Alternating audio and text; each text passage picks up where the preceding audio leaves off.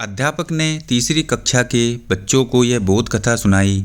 एक जंगल में गीदड़ और ऊंट रहते थे।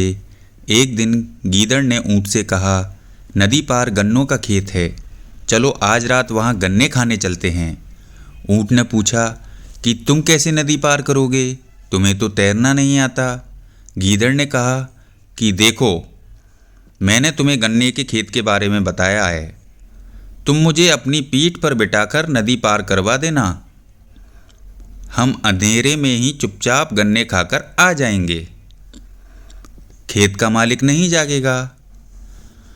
दोनों नदी पार कर खेत में गए और पेट भर कर गन्ने खाए। ऊंट ने कहा, चलो वापिस चलते हैं, लेकिन गीदड़ अचानक गर्दन ऊपर उठाकर हुआ हुआ करने लगा। ऊंट ने उसे रोका कि ऐसा मत करो, खेत का मालिक जाग जाएगा और हमें मारेगा। गीदड़ ने कहा कि खाना खाने के बाद अगर वह ऊआ ऊआ ना करे तो खाना नहीं पचता, और वह और जोर से हुआ हुआ करने लगा। खेत का मालिक जाग गया और डंडा लेकर दौड़ा।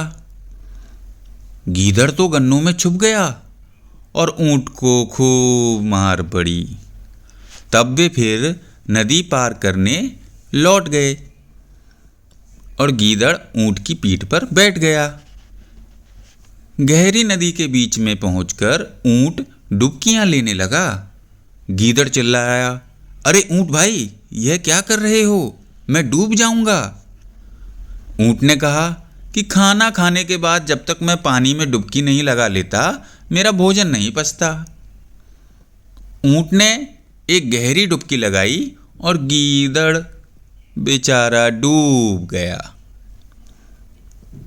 अब अध्यापक ने बच्चों से पूछा, बताओ बच्चों, इस कहानी से क्या शिक्षा मिलती है? एक बच्चे ने उठकर कहा, इस कहानी से शिक्षा मिलती है कि खाना खाने के बाद ऊआ ऊआ नहीं करना चाहिए।